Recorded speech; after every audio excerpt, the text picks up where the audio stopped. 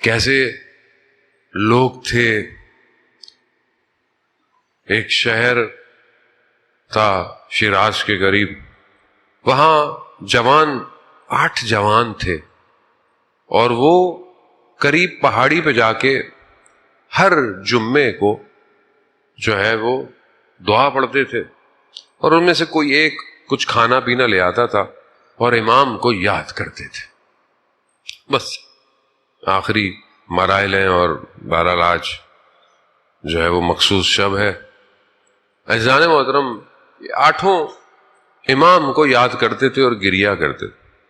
ایک دن یہ اسی پہاڑی پہ دیکھا کوئی اور ایک شخص بہت معتبر، دیکھنے میں بہت باوقار، ان کے ساتھ آگے بیٹھ گیا. دعائیں پڑھ رہے تھے، ان کا میں بھی دعا پڑھتا ہوں. کہا پڑھیے.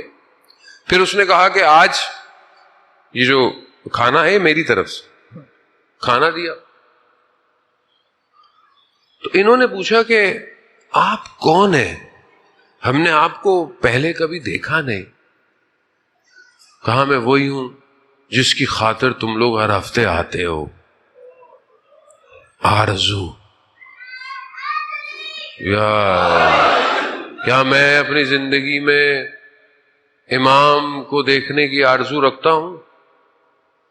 کیا میں اپنی زندگی میں امام کے کاروان میں شامل ہونے کی آرزو رکھتا ہوں؟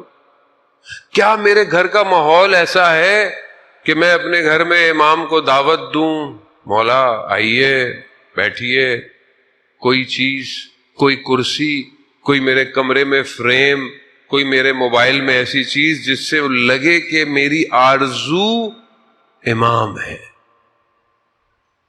یا لیتنی کنت معکم، کاش ہم کربلا میں ہوتے.